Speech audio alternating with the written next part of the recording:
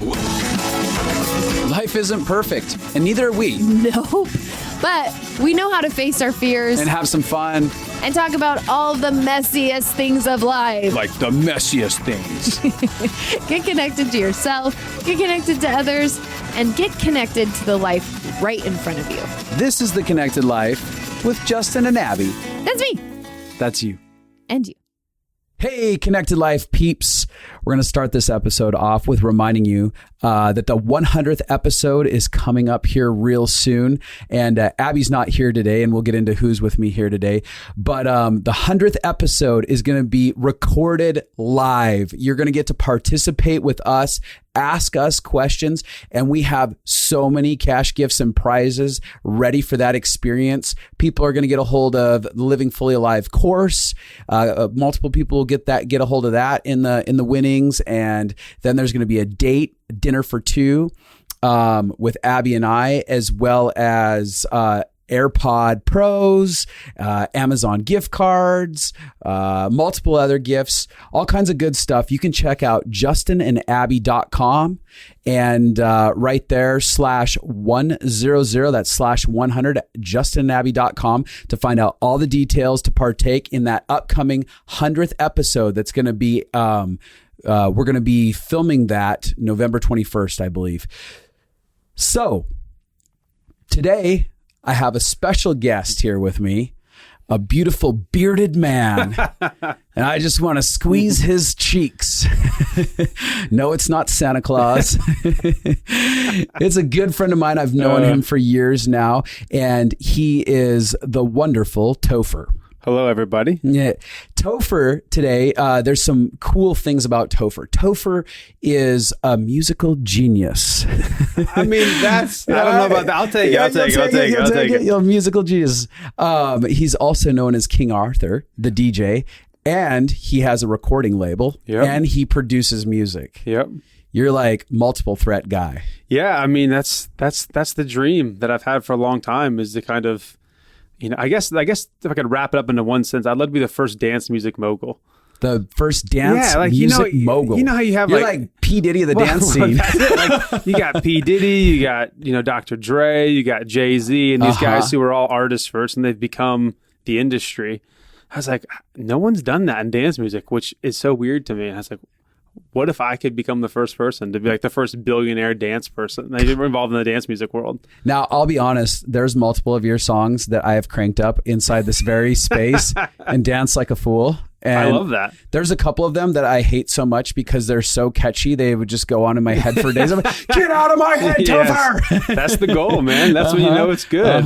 Where you get endless airplay because people can't get enough of that addictive song. I love it. It's like ear crack. Have you heard the new one, Sax in the City? Oh, isn't that the one that just played on Borat? Didn't Borat have? Yeah, well, was that what it was? I love that. It wasn't really a Borat thing. Like, we just did it on social media. Really? I feel kind of bad now. But no, yeah, that was we just edited that, and it worked so good. That's hysterical because I was like, oh man, Topher was in Borat. Oh man, I wish. It played well with it though. Yeah, but that's Sax the latest in the City. one. I like that. SAX in the City. Yeah, and I still play on words, and there is a saxophone in the song, but it's one of those songs where I listen to it and I'm like, oh my gosh, this is maybe annoying, but so catchy. And then you're like, all right, let's give it a shot. And it's done very well. So I love it. I could use some Sax in the City right about now. Maybe my wife will want a little bit more of that once I shave my beard. You got to get rid of that before you can get yourself some, huh?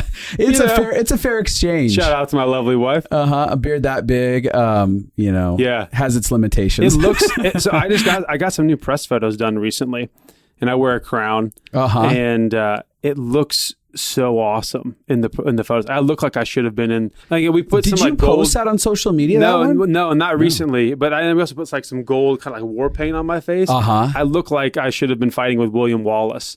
And so the beard looks super royal. Looks super. Like, oh man, that's epic. But in the real world, with my wife, your queen doesn't want anything to do with it. It's like, I'm not so sure about this one.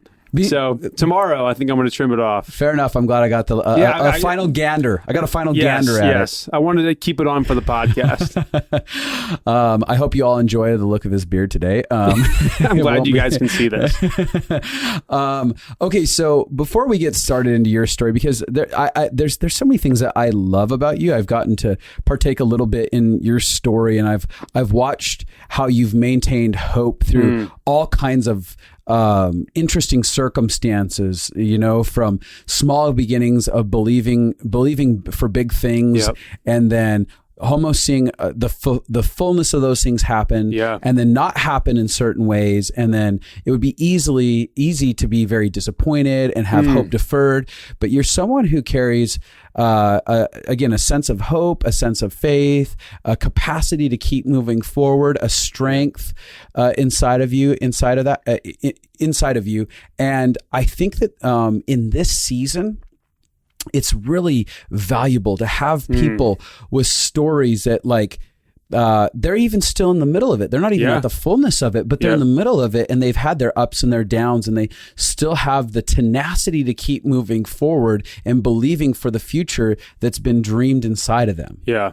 So, but before we get started, I just got to know, how did you come up with the name King Arthur? My middle name is Arthur. Okay, that was it. Yeah, my name's Arthur. Yeah, well, so it was... I had been touring. One day I was standing taking a pee, and I looked down and said, King Arthur. No, I had released music as Topher Jones, which is just my name. Yeah. And I was touring all over the U.S., North America, had records that had been doing well, and I was on this tour with a guy named Morgan Page. This is in 2013 when EDM or dance music kind of blew up in North America. Yeah. And so I was on this, it was on a bus tour. And it was amazing. And we were playing, for 1,000 to 5,000 people every night. And it was, it's, you dream about these moments. Oh yeah. You're getting 5,000 people all dancing their minds out as you're there just like, wicka, wicka, wicka. I love that. I love the stereotypes that people think of. Like, what do you do? You just go up and go, yeah, no. But so we were on this tour and it was so cool. But after the first couple of weeks, I'm sitting there and I had been on a previous tour before that. So it was like 5 or 6 months of just on the road almost all the time. And I'm laying there in my bunk in the tour bus and I just start crying. And Yoda appeared before you. Yeah. And Yoda showed up. No. And I was just crying and I was like, man, like it's not something that was wrong, but I was like, I just don't feel like this is the most life-giving right. It's not fully aligned. Yeah. Like it wasn't fully like, oh, this is just amazing. And not that everything in life is amazing all the time. That's just not true. But I knew something wasn't fully right. And I just sat there and I was like, oh, I miss writing songs. I miss writing songs with groove and that a bit, because this is when EDM was huge and it was all just like build, boom, drop, and everyone just kind of jumps and hands in the air, and like it's so fun. But you just kind of go, yeah, but it's so kind of it's kind of like eating candy. It's really great, and you have a quick hit, right? And then you kind of like crash afterwards. And I love candy, but can't live off it. It like for long-term sustainability. Unless you want type 2 diabetes. And I'm not interested in that. Something in my soul wasn't fully like I'm in love with just this type of music. I was like, I want to write songs. I want to tell stories. I want to write songs that are going to like speak into people's hearts and, like soundtrack people's lives. And so it was in that time where I was like, maybe I should start a new project. And after the tour, I went home. I took a month off of just creating music because I was so exhausted. Which, by the way, you were in the momentum, right? Yeah, I mean, it was off the back of the biggest touring season of my life. I played 86 shows. I think there were like 50 shows in 5 months. And for DJing, that's a decent amount because you fly everywhere or you whatever. But yeah, but I just knew like this isn't. It's not fully like connecting. And which, by the way, I think it's incredible that you're like, I'm going to pause. Yeah. I mean, a lot of people would tell me I'm an idiot, but I think that's also something that, just for people that might be listening, like I think something to think about is you can't let fear drive your decision making. Like the fear of, am I giving up something that's great and I'm going to go into something that's going to fail? Am I giving up like is this it? Like, am I just kissing everything goodbye? And I actually think for me, I just had so much confidence and belief that I know that I can make great music. I know that this is in me, no matter what my artist name is, if it's going to stay as Topher Jones or if I'm going to change it to King Arthur. I know that I can make music that's amazing. Yeah. And I guess I just believe that I'm always going to keep making great music. And so I wasn't afraid of that. And so I was able to make this decision of, I'm going to start making music that sounds a bit different, and we're going to build this project. And then the first, I put out a song. I put out a couple of like bootleg remixes on SoundCloud. This is when SoundCloud was big, so it's a little bit ago. And got some kind of buzz on the internet with some blogs and things like that. And then independently put up a song, and it did okay. And then put up the next one, and as that one started to get some buzz on SoundCloud, a bunch of really big labels hit me up. And they're like, hey, would you mind taking this down and re-signing it with us? And so I did that, and that was the beginning. And then the song just kind of blew up. What was that song? It's called Belong to the Rhythm. I'm trying to think if I've listened to it. I'm sure I have. We took everything down before that. So that is what people on the internet see as the first King Arthur song. Right. And things just kind of started like, oh, this is real. This is actually, these songs are doing better than my Topher Jones stuff. Right. And so I think there is this lesson of like, hey, if you actually really believe you can keep making great music, and you actually believe that this is on your life, like you can pause something and start something else, and it can be actually more successful, rather than the fear of, I can't give this up because there's some momentum here. Right. People are so terrified when they start getting, like you said, you start getting that momentum. I know that even in stuff that I've had momentum with inside of my life, or directions I've had, there's been pivots where all of a sudden I was like, no, I don't feel like I should do that. I think I need to go this direction. I know I need to walk away from this here and start applying over here. Even though this has been doing great, I feel like I need to put an application over here inside of this. But that heart momentum of following what's inside of us, where, okay, I have a yes inside of me. And even if it doesn't make sense to the world around me, the momentum is on the yes inside of my soul. Yeah. And even if it doesn't pan out the way my expectations in my head think it's supposed to over the coming months or years, I just know that I have a yes and I have to follow that. And a lot of people aren't connected to that gut part of themselves. They operate from the logic. So they're like, tell me the equation and I'll logically follow your equation. And that equations pay off. I mean, they can yield on certain things, but they may not yield actually to the depth of what would be yielded from following the yes inside of us.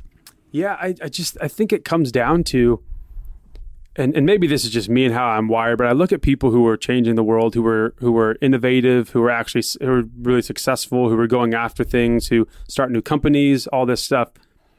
None of them are afraid to fall on their face. No, at all. Because they believe that they can pick themselves up and do it again. Yeah. And they don't view failure as this is the end of me. They view it as, cool, I learned that option doesn't work. I've got one less to deal with. Let's keep going.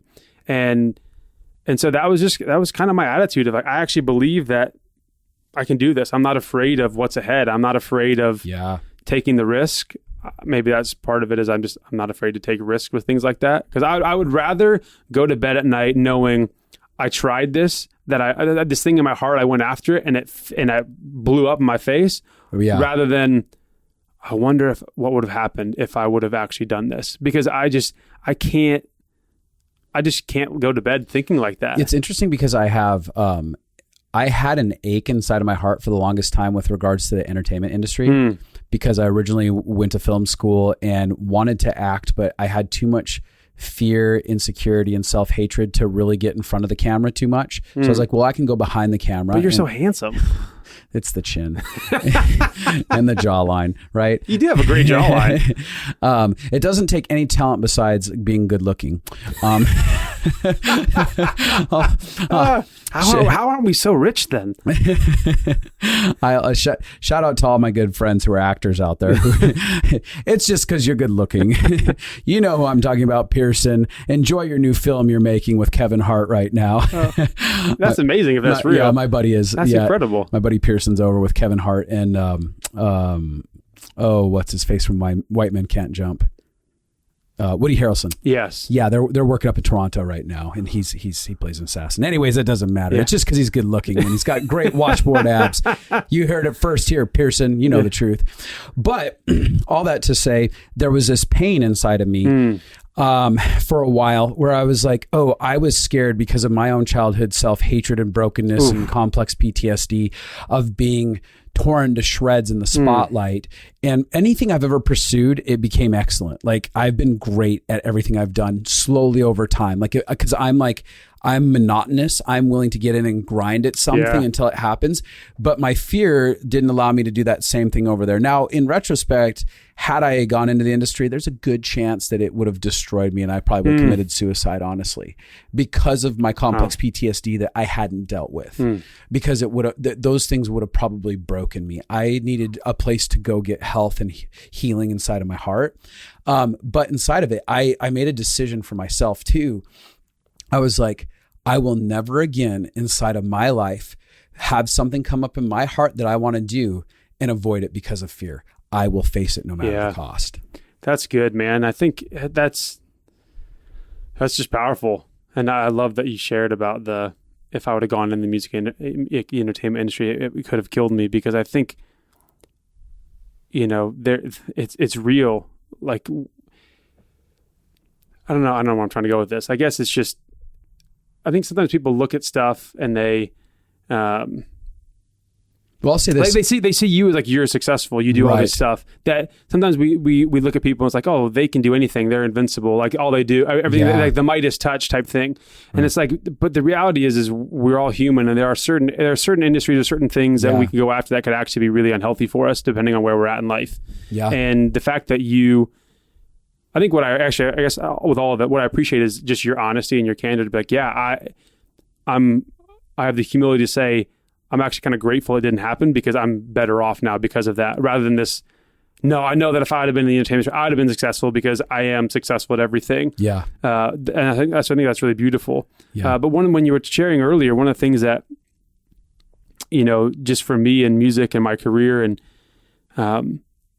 my parents have been so supportive that's been a part of the reason why I'm able to believe in myself so much. I think that's a great answer to the question I was going to ask you. Why? And then it's a foundation of love. I think it's a combination of things. I think, one, I love Jesus. This is my faith. And I spend a lot of time talking to God about what I think he has for me in my life and what he wants to do and how he wants to impact culture and people. And so from a young age, I always knew that there was going to be something that I did.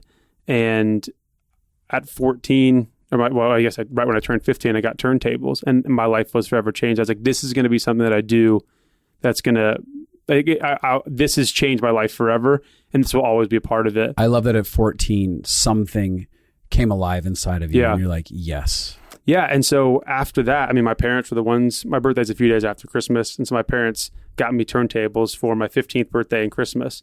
And and since then, they've just never wavered with seeing the joy and the passion and like the excitement that this stuff that I get from it. And so they've always been so supportive, to the point where, my dad's a doctor, my mom was a nurse, and now she's a realtor. So they're not like super creative, like, oh, we're artsy people, like, go be a DJ, go be music. It's like, no, that's not it. But they something about them, they just look at me and they're like, this is what he was made for.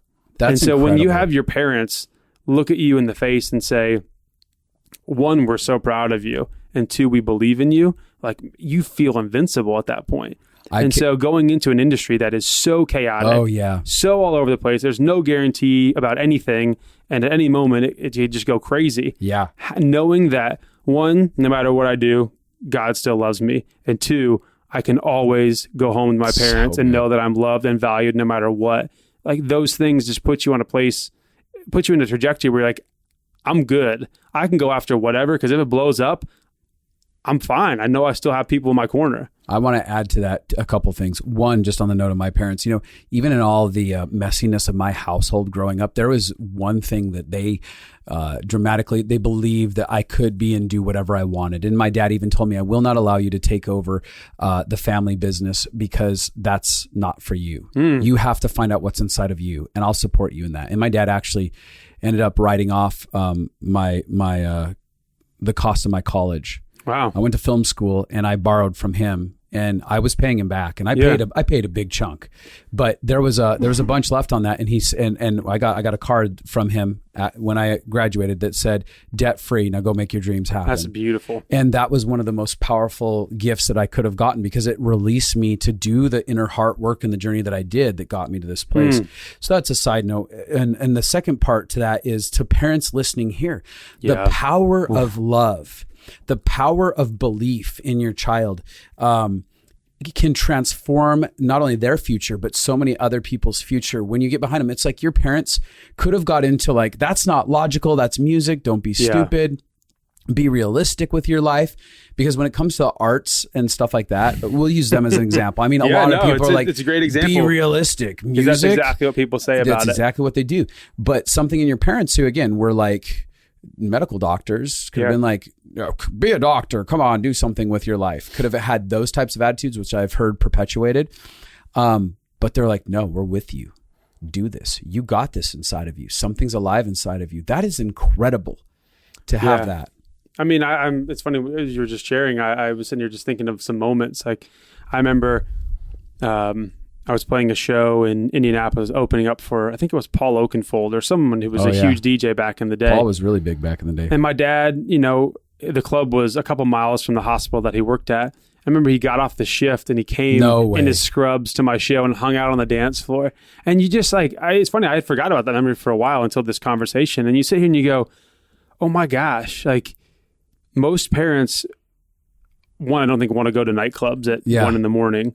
after they just finished working. But the fact that he came and was just wearing his scrubs was like, nope, I'm here because I love my son. I believe in what he's doing. You just sit here and you go, oh my gosh, like I hope when I'm a father someday that I can do those types of things for my kids, because in the moment you don't realize how big of a deal it is. Like, you're younger. I mean, I was younger. I mean, this was 10, 12 years ago when that happened. But you don't realize in the moment actually what that was for a parent to show up and do that. And then here I am now 35, almost 36. And I sit back and I'm like, that is unbelievable. Yeah. And as you get older, you talk to other people and you hear about their stories with their parents and all this stuff. And I just am so grateful for the support and the belief that they had in me. And even with my other brothers, like my older brother's a realtor. He's crushing it. My younger brother, he works for Apple, so we're all doing very different things. Yeah. And so it wasn't like, hey, this is who our kids are going to be and push us in a certain direction. It's like, no, they're all really different. And we're going to support them going after whatever it is that they each do. And it's amazing. They love all of us so much. And so, I know we've been talking about our parents a lot, but they've been a huge part of why I've been able to get to the place where I'm at now to still be doing music. I think it's necessary to hear that. I actually almost started crying when you said that your dad came to that. Because my mom still comes to shows. Like my dad still comes to shows. Like they flew. So I played Ibiza as like the mecca of dance music. And I was the first time I always told myself I'm never going to go there until I play. And I was opening up for these guys called Axel and Ingrosso, who maybe you've heard of Swedish House Mafia. They're two of the guys. Yeah. So they were doing their weekly residency there, and I was opening up. And my parents were like, hey, we're going to fly over. And they flew over and they hung out in the UK with me for a couple of days when I was living there. And then we flew down to Ibiza. And it was just this moment of like, oh my gosh, like they flew across the world to come support me, to come play a show that and I was early. It wasn't like I was the headliner of some magical thing. It was just like, we know how big of a deal this is. And a benchmark. We just want to come and be along for the journey. And so it's been unbelievable how great they've been. That is incredible. Yeah. And I think that parents need to be able to hear that and go, even if I can't give my kids everything, it's the moments of support. Yeah. It's the places where I believe, where I say yes to their dreams, where I say yes to them, where I partake in the moments of their victories. Like, see, that was a victory for you. Yeah, and huge one. it's a big victory lap as you're up there playing. And they're like, we're here for your victory lap, to be present with that. That, like you said, unconsciously, consciously and unconsciously is running in the background of you of like, oh yeah, no, I'm not alone. I'm not abandoned, because one of our greatest pains in this world is that sense of abandonment, aloneness, that orphan thing. Like, oh, I'm orphaned. I have to do it all on my own. No one cares about me. Those lies that perpetuate the human condition. And there's something about parents that just go, but I was there. Well, with that, I don't remember a single conversation we had at any of these shows. I don't remember a single conversation on those trips or whatever, but I remember they were there. Yeah. And, you know, I think so often we get so caught up in, did I say the right thing? Did we have this deep conversation? Did we whatever? And I don't know, maybe it's just, I've got a bad memory with those conversations, but I remember them being there. I remember these moments of them just showing up and saying, hey, we're here because we love you, like our time, our money, whatever, we're behind you. And so to parents or people, you know, it doesn't have to be parents, it can be friends, it can be your spouse, it can be other people. Showing up is 90% of the battle. Yeah. Because you just look and you go, oh, they're in my corner. It's like a box, like when I don't know if you ever watch a boxing match, but they're not really doing much in the corner. They're just there for kind of moral support. All the work's been done before that. It's not like they're retraining anything, or there might be a little bit of strategy of like, hey, you know, throw the left hook here, whatever. Yeah. But you're in the ring by yourself. But every time you look over the corner, oh, those are my people. They're with me. And there's something so powerful about that in life. You know, my wife is like this now, and I've got friends too, where you just know that whatever you're walking into, you can look and be like, oh yeah, they're in my corner. And when you do that, like, it's so encouraging. It allows you to persevere more. It allows you to, hey, I am going to push a little bit further, knowing that I'm actually covered and safe because the things that I care about, like, they're over there with me. Yeah. It's such a big thing. Even the idea that I think about as friends, sometimes it can feel like it's really complicated. Like, how do I be a good friend? And like you're saying, it's like, sometimes it's just simply showing up. Man. It's the simple baseline. I know that when I'm going through life's biggest battles, you were there in my corner with me. Yep. You did not walk away. I know that for me as an 8 on the Enneagram. I'm an 8 as well. Are you? Yeah. That's why we're such good friends. Yeah. It's a mirror. We're going to go just destroy the world in a beautiful way. But I think that there's something, at least for me, in that friends can be really messy. I'm really great with messiness. Faithfulness is what like gets me. I'm like, yeah, they can have all kinds of mess. Like, I've had friends that have Coke addictions and things like that. And I'm like, yeah, that's I like Pepsi. I'm like, yeah, that's a terrible. I shouldn't be making light about this. I like Pepsi.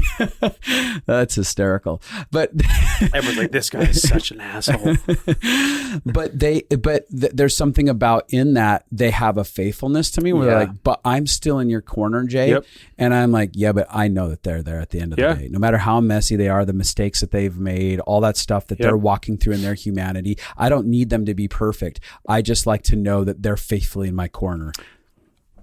Maybe, I don't know if it's because we're both 8s, but that is one of my highest values in life, is the exact same thing. Is, are you in this with me? Are you in the trenches with me?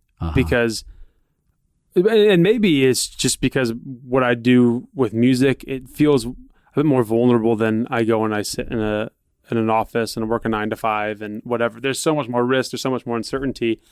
And there's a lot of just chaos that comes along with it that all I want to know is, when the rubber meets the road, when it gets tough, when shit hits the fan. Totally.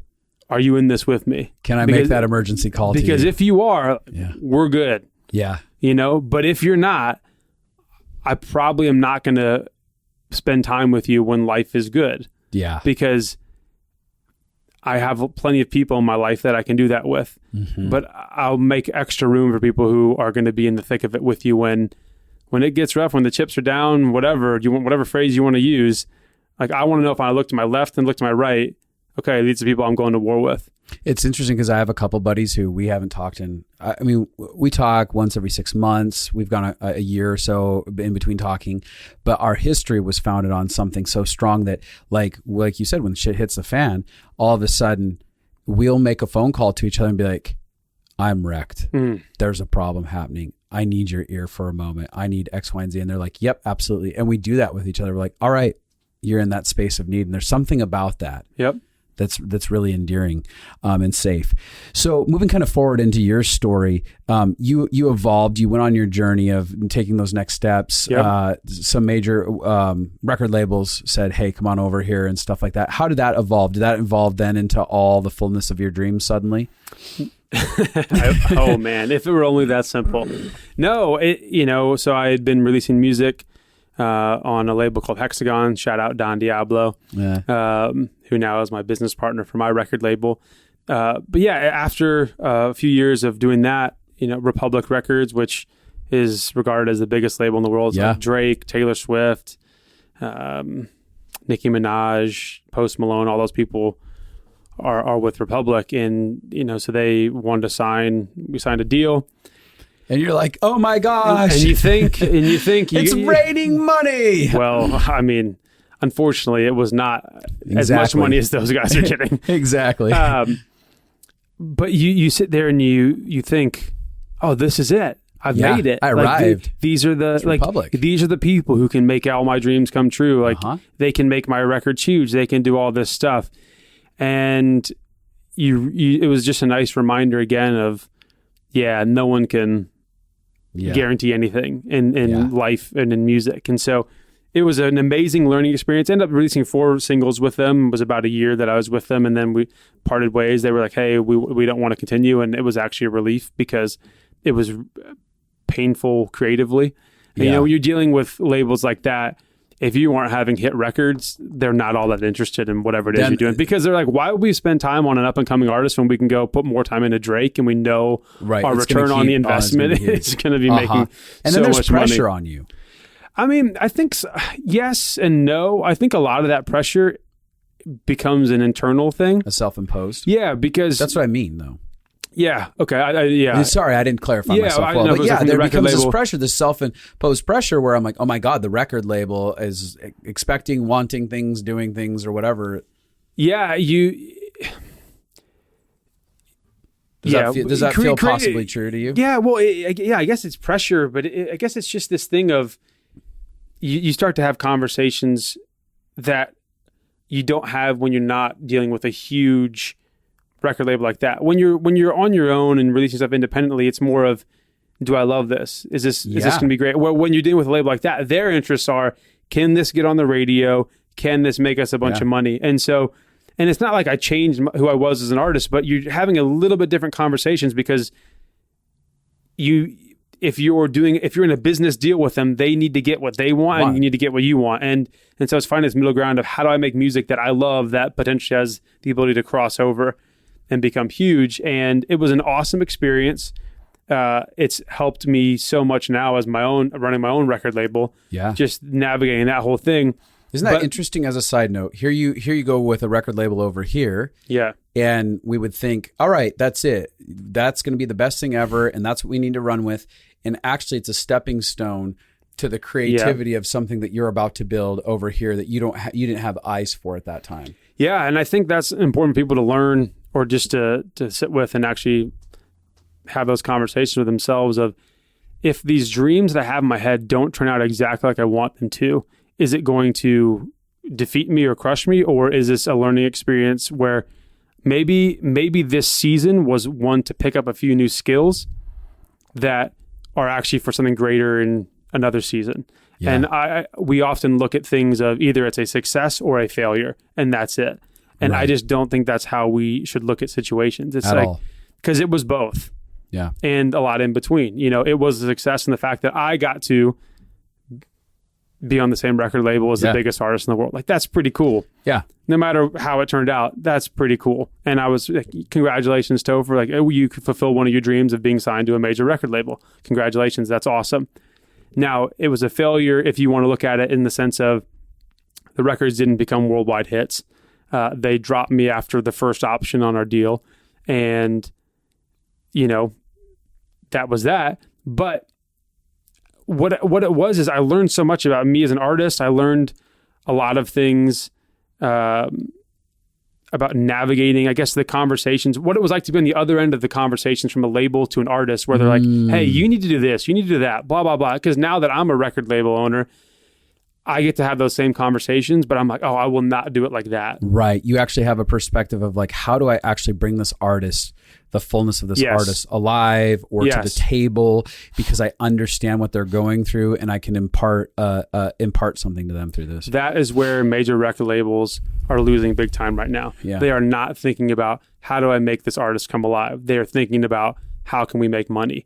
And I guarantee you, if you have someone come alive, the money will follow that. Because Absolutely. what you are getting out of them is going to be a dramatically better product than if it's just for money.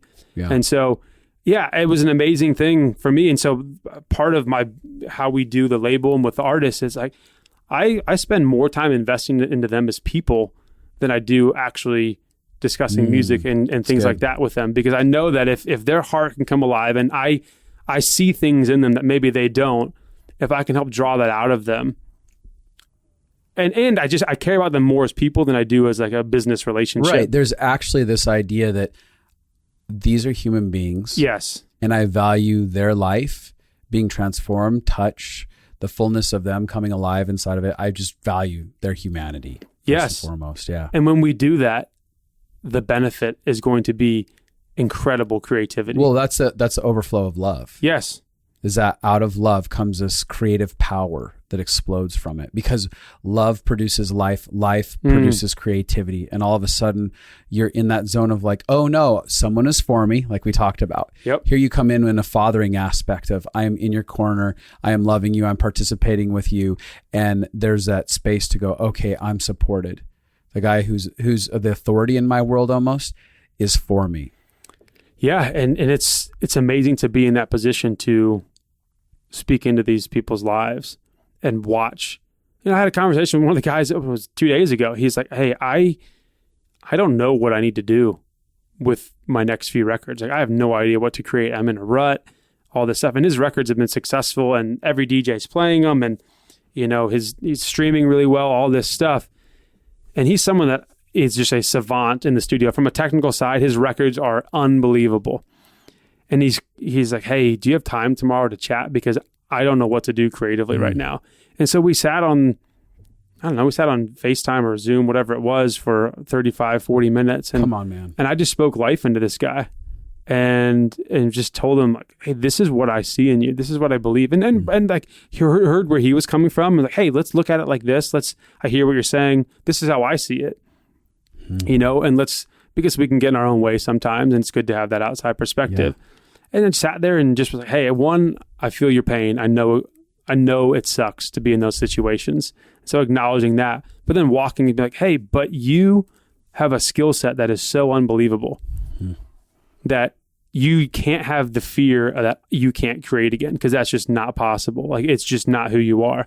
And so we, talked about all that stuff and then, prayed with them, because that's what I love to do, and speak life over people. And, and he looked like he was getting teary-eyed. And you sit there and go, this is what this is about. Yeah. This is if he puts out another great record, awesome. If he doesn't, that would be sad for him and unfortunate, but I don't care, because what's more important is like his heart, and does he know that he's loved, he's valued, he's got someone in his corner to champion him. And I care way more about people stepping into the fullness of who they are than what can I get from you. And so, just with the label and how we view things, it's always people first and business second. And we believe that if we can pour into people and they can come alive, what we're going to get in return is way better than if it was just, hey, give me your good music. Yep. So I learned, that was one of the big things I learned in the process of dealing with Republic. I was like, oh, they don't care about, and not that they were bad people. They're really nice people there. It's just not their culture. They're part of Universal Records, the biggest conglomerate in the music industry. Totally. And all they care about is the bottom line. The bottom line. Absolutely. And I think that, that works well for having high performers. So when you end up attracting a lot of people who are just super high performers who eventually have a high capacity to burn out or destroy people all around them. Yeah. And the thing is like, I would rather be raising up actual sons and daughters. So people who feel fathered, mothered, whatever, inside of their experience, where when they go out and they replicate whatever they're going to, whatever they go out to create, they're going to replicate. Yeah. So they go out to create something awesome. They're going to replicate the heart of love, the heart of care, so that there's a ripple effect in the way. So you look at some artists, they go out there and all they do after they've made it through all of their passionate perseverance of being a hardened performer, like I'm performing for this, they destroy a lot of people along the way. Yeah. The wake of destruction, the bloody messes that happen because they weren't properly mothered and fathered, so to say, where a voice came in and spoke into their life in a loving way to help support them, they ended up replicating destruction. So I love the format of what you're doing because, again, life will create more life. Even if these people walk away and they go, that creative stroke of genius for music didn't end up paying off long term and I couldn't keep going. They still walked away with the fruit of love inside of themselves. And then the outcome of that is lives that get impacted. Because even if they walk away from music, they're still going to leave impact in people's hearts. Yeah. Yeah. I mean, that's so true. I love that value system. And you're just talking about like the high performers and people are always like, why are people in the entertainment industry such a mess? And you're like, well, this is why. Yeah. Because it has nothing to do with them as people. Yeah. They're just a commodity. They are a business entity that is supposed to churn out money for everyone involved, managers, labels, the whole thing. And, why are so many of them doing drugs? Why are some of them committing suicide and overdosing? Like, this is the exact conversation. Their and humanity's been stripped from them from the get-go. Yeah. And so I've seen the behind the curtain of what it all is. And Totally. You're like, I will not be a part of, with my label, I will not do business that way. I won't be able to sleep at night. Absolutely. I love that. Well, let's talk real quick about some of your transition because obviously there was a transition into doing some of the label stuff and things like that.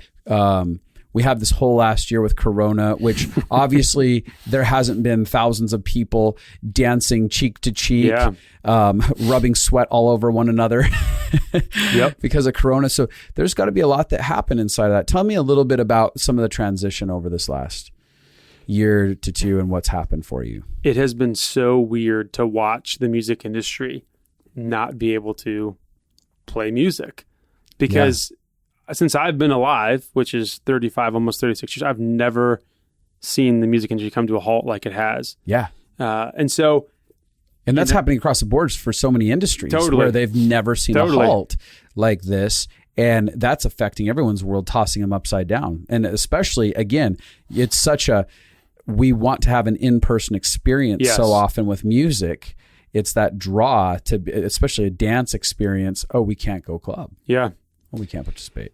So it's definitely been, I don't know if I want to call it like a pivot, but more of a recalibration or, hey, let's expand on this. Right. Let's expand on these dreams that you've had inside. Like, if the thing with Republic, we'll go back to that and I'll bring it into where we're at now in the conversation. Republic, like it was a dream of mine. It was awesome.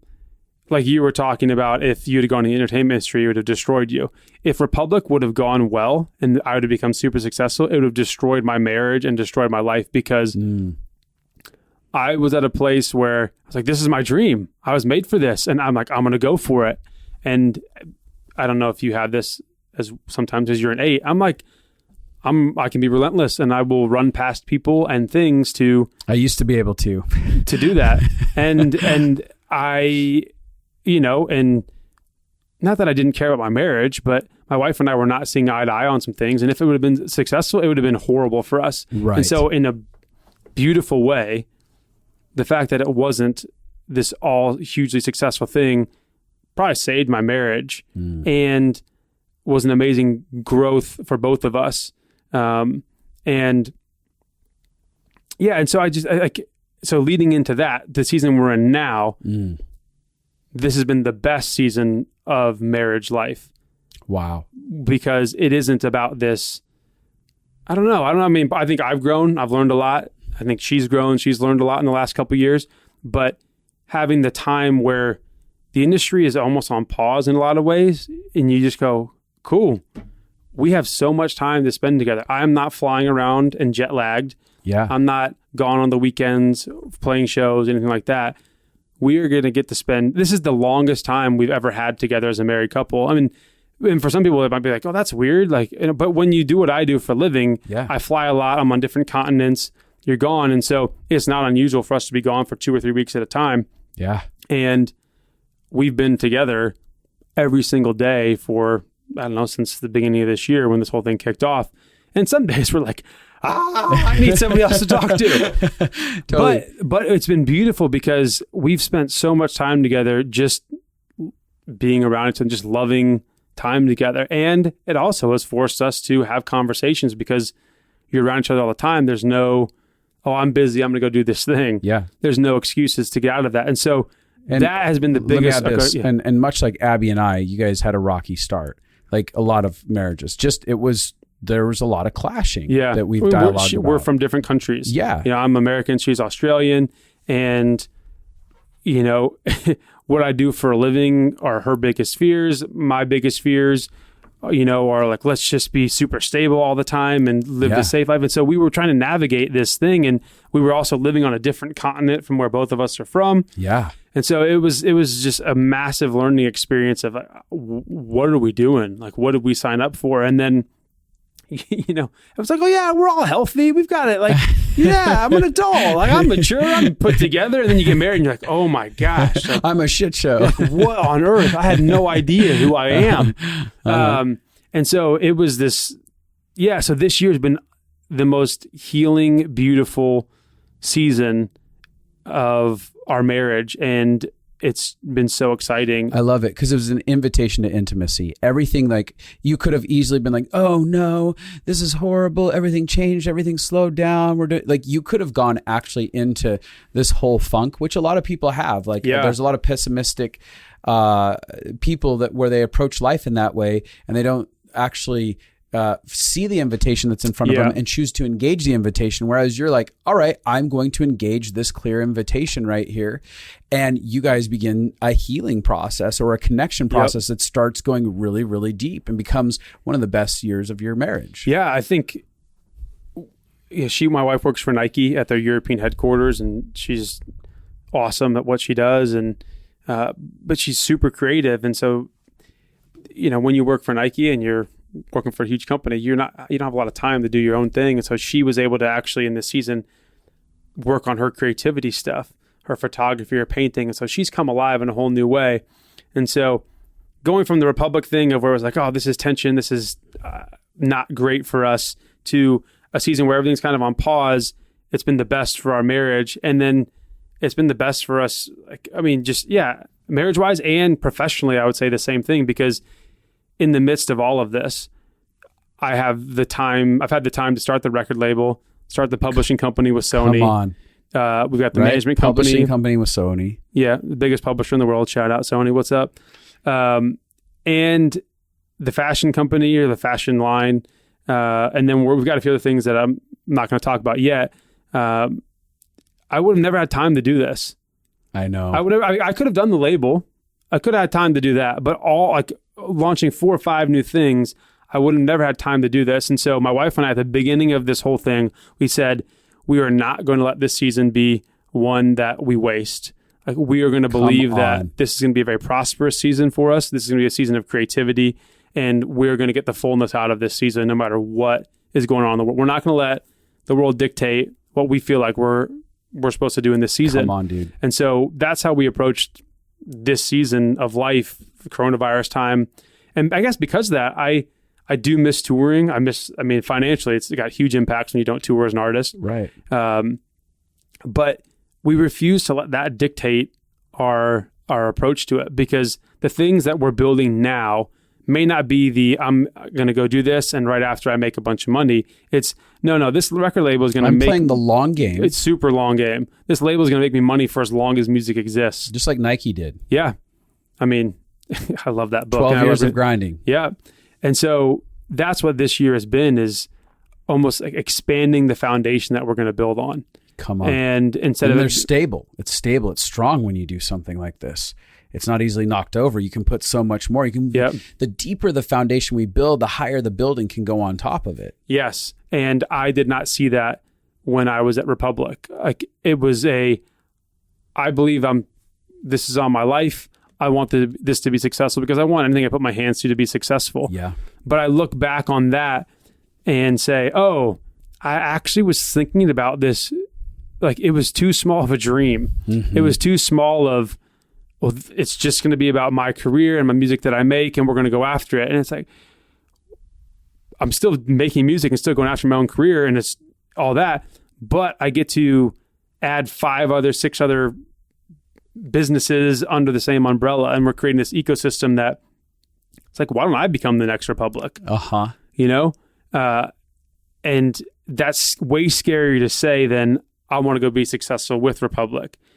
Right. You know, and it takes a different type of dreaming and trust. And this season, it just kind of forced my hand. Like, what else do you have to do? Like, there's no excuses anymore. It's not, you're not right. too busy. It's not like there's not enough time, whatever it is. It's just a matter of, do you want to do this or not? Mm-hmm. And so we, at the beginning of this season of life, said, we're going to do these things. And so we have. And I think that this season, all the corona time was an invitation for a transference of opportunity. Mm. So some people had opportunities that they were living out in their life, and corona may have caused loss of certain opportunities. Yep. Whereas other people, now there's gaps, and it's going, hey, you may actually have a strength or a capacity to fill in a space over here and create something if you're willing to be present in it and do something about your life and look for the opportunities. It also is an invitation for a transference of wealth.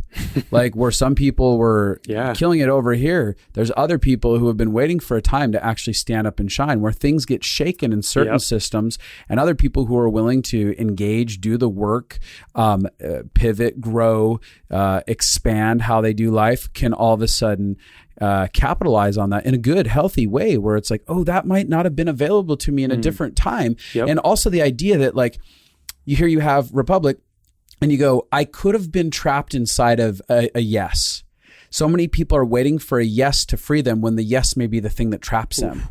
It's the no that actually liberates us. It's the no to certain expectations or ideas that we think, oh, this is what it should look like or how it has to happen. And we get that no. And then all of a sudden we go, oh, but my heart posture continued to open up to expand to other possibilities. Yeah. And that no literally became the springboard for creating some of the fullness of what I'm walking in. Yeah. Like you said, the no led to this. The corona shutting down led to this, where all of a sudden we're waiting for Topher's story to play out for the next 20 years. And we look back and we go, holy cow, do you remember 20 years ago when corona happened and we had that expansion and that change and that shift and everything?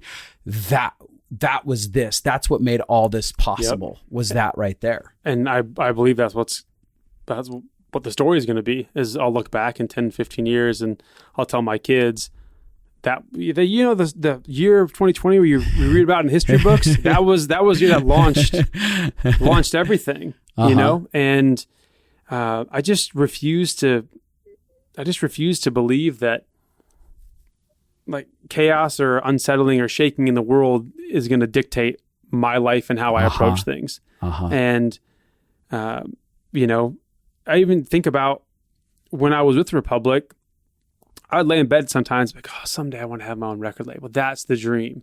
And it's like, wait a minute, this is interesting, because one of my dreams was to be signed to a label like Republic. And then I'm there. And while I'm there, in the midst of it, I'm dreaming of something else that is, I guess, riskier, but that's where I'm at now. And so when people are like, oh, I got all these dreams, and then you go after something and you're like, oh, but it wasn't what I thought it was. Like, well, I feel like we have these like super idealized versions of this is what it's going to look like. This is how it's going to play out. Yeah. And if it doesn't look like that, then it's a failure. And it's like, no.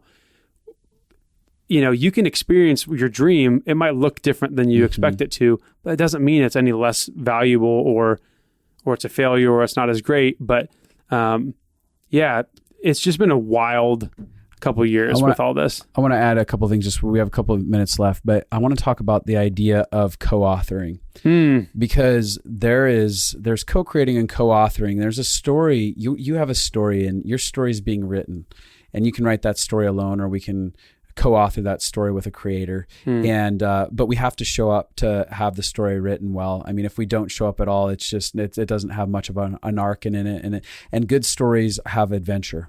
Yeah. And adventure comes with unknown. And inside of that, it comes with moments of loss and tragedy and then overcoming. And those are some of the best stories have those elements in it. And that's what we learned in film school. And that's part of life, is that if we're really willing to go, all right, I want to co-author a beautiful story.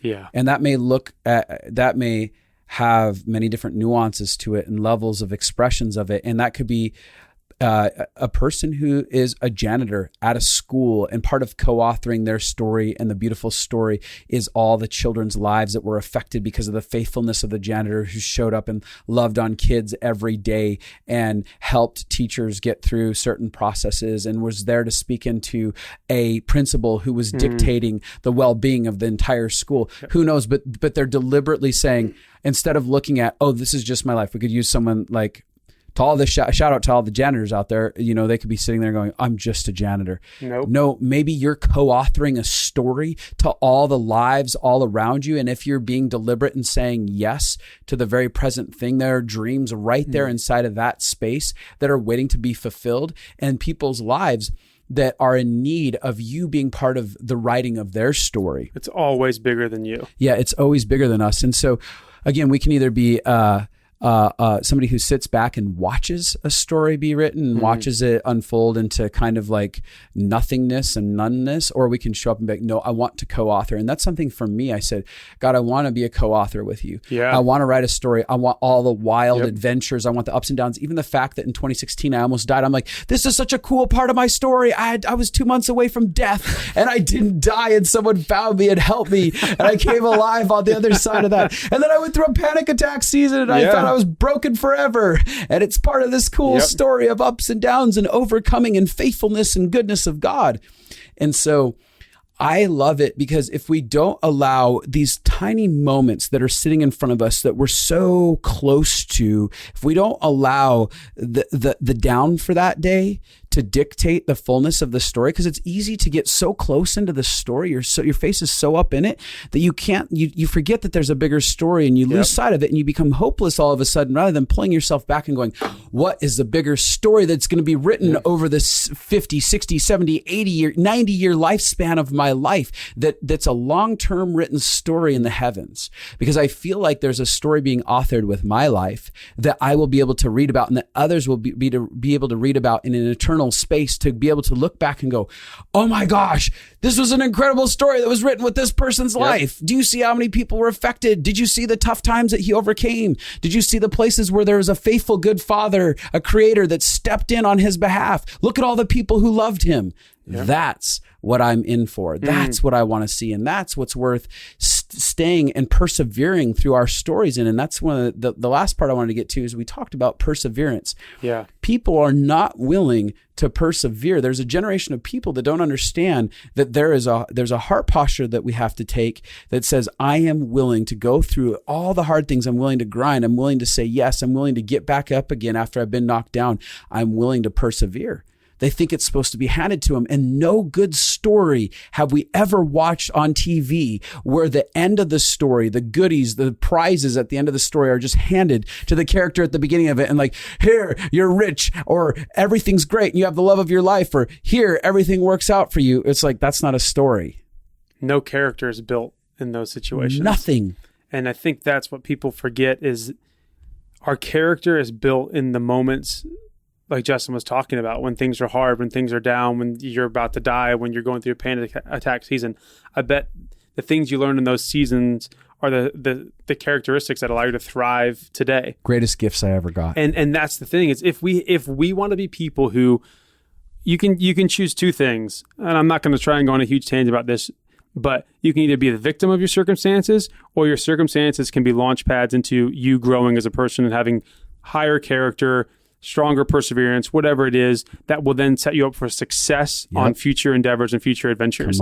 And I think, with the music industry, people are like, oh, overnight success. Overnight success takes 15 years. Yeah. And that's what I don't think people understand with, I'm just talking about music because that's the industry I'm in, is you see these artists, where did they come from? They just became famous. It's like, no. You didn't see the 15,000 hours I spent in a studio writing songs that the world has never heard. You didn't see all the shows that no one showed up to.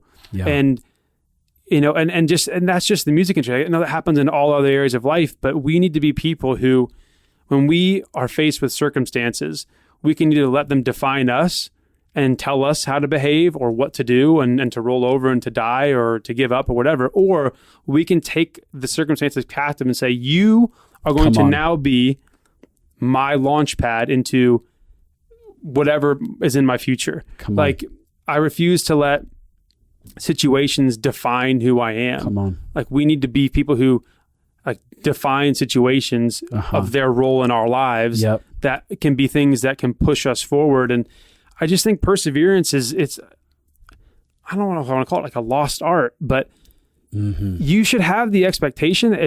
I hope certain things come to you in life very easy. I do hope certain things do, but I actually hope that there are a lot of things that you have to fight for and you have to really go after, because if you're not hungry, this is what I tell people all the time, like, how do I make it in the music industry? Are you hungry enough to sacrifice and grind and struggle for 5, 7, 10 years to then be on the main stage of the festival? Because if you're not willing to do the struggle for a long period of time, you don't have the characteristics and you don't deserve to get on that stage.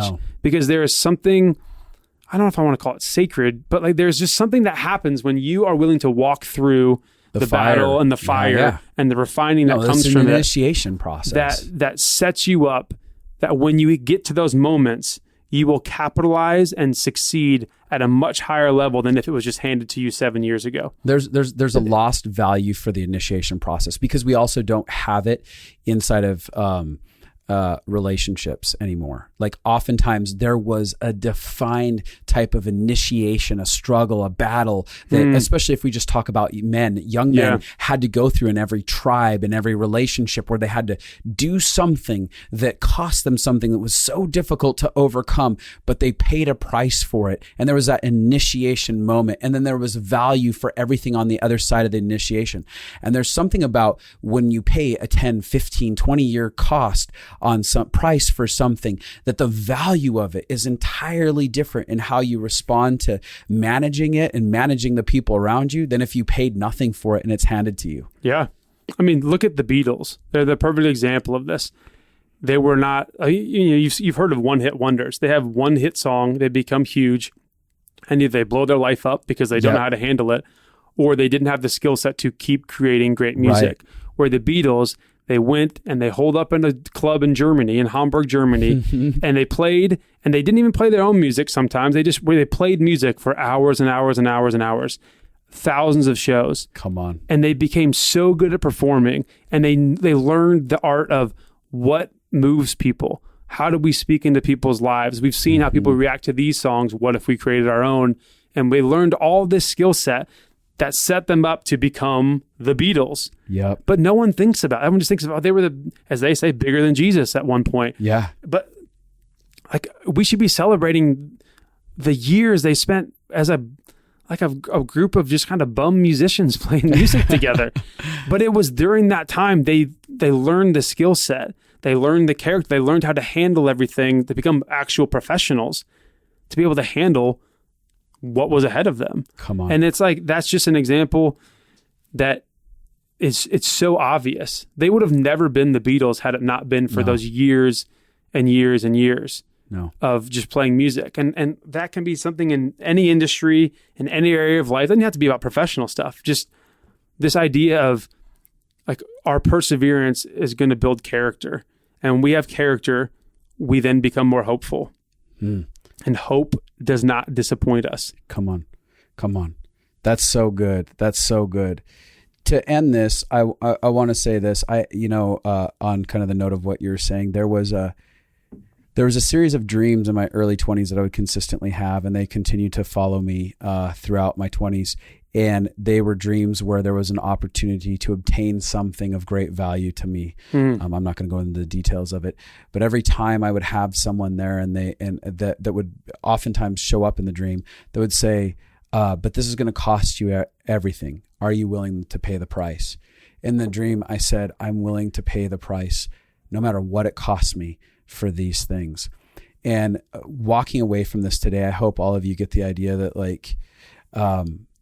there's an invitation into beautiful things, but there's a price that we have to pay. And either the price that we pay is building the fortitude, spending the time grinding, working hard, facing our greatest fears, no matter what it costs us, or we'll still pay the same price, but it'll be in an entirely different way. The price we'll pay is laying on our deathbed with immense regret, looking at a life not fully lived. And that is a much more detrimental price than actually saying yes to fully choosing into life now. Because when we look back and go, I was given the gift of one life, only one life to live. And that life, I did not spend it in any way, shape, or form that had a real sense of value inside of it. I ran from it. I was scared of it. I didn't show up to it. I didn't want to face difficult things inside of it. So why pay that final price at the end that costs way more than actually getting to see the fullness of your life fulfilled, your dreams fulfilled? Your dreams may not be the way that you think they're supposed to be, but you'll see that the authentic dream that was written and inscribed inside of your heart at an early age, something that goes beyond our logic of what we think we should dream for, gets fulfilled. When we say yes to co-authoring a story, we end up taking a journey that maybe we didn't dream up in our logic, but it was a dream inside of our heart. Those are two different experiences. There was a breath of life on the heart space that said, actually, Justin, you thought in your head based on society and culture that this is what you're supposed to be or what you're supposed to, but I have a greater yes on something over here, and you'll feel more fulfilled walking that out. So all that to say, a quick side note, Living Fully Alive 2021 is coming up. Go to justinandabby.com. You can sign up for our course that helps you connect to your heart, helps you connect to finding out like the pain that's inside of you, getting liberated from it, and learn how to come fully alive so that you can get connected to your dreams, your desires, so that you can begin to move into the fullness of what your life was meant to be and start co-authoring your story rather than watching it pass you by. Again, that's justinandabby.com. You can check out Living Fully Alive. Sign-ups enrollment for that's happening now. We have a short window of time for that. And lastly, to you, Topher, I'm so thankful that you came and joined me on this. I always love the times that we've been able to riff, especially in the past, and talk about like dreaming together. Now that I realize you're an 8, I'm like, oh, that's why I love you so much. It's that you're an 8. Let's go. With everything that you're up to, what are ways that people can connect to you? Because I know that you're an inspiration. Even when you and I have talked, I know that people would be inspired by you, your music, what you're up to. How can they connect with you? Yeah, so Instagram, Twitter is at Royal King Arthur. And then my record label website is www.bringthekingdomrecords.com. You can follow my record label. I think it's just at Bring the Kingdom on Instagram.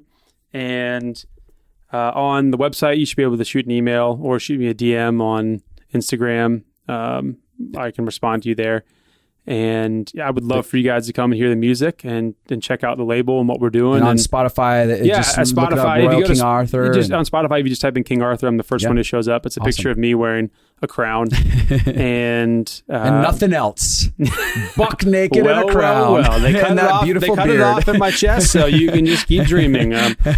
But just real quick, Justin, because I'm honored to be on the podcast. Because I've listened to this since you guys started it. I mean, I listened to the other one, but now I listen to this one. I listen to it every week, and just you and Abby and your guys' heart for people is just so incredible. And I just want to tell the listeners, like, these guys are the real deal. This isn't some podcast they get on here for an hour every week and just kind of talk, whatever. Like, it's the real thing. Like, I've known Justin for a bit, and we've had so many very honest, real conversations, and he loves people so well and is so authentic. And so anyone who's listening, just keep supporting these guys. Like, do whatever it is, share with your friends, give them reviews, buy their products, whatever. But I just think the world needs more of what you guys carry in your heart for people, because it's incredible. Like, you guys are truly special. And so I just thank you guys for doing what you do and sharing your heart with people. I feel really loved by that. Thank you, my man. So all that to say, with all that goodness to everyone, peace out. You got a final word? Peace out? Yeah. Go bring the kingdom. Bring the kingdom. Bye now.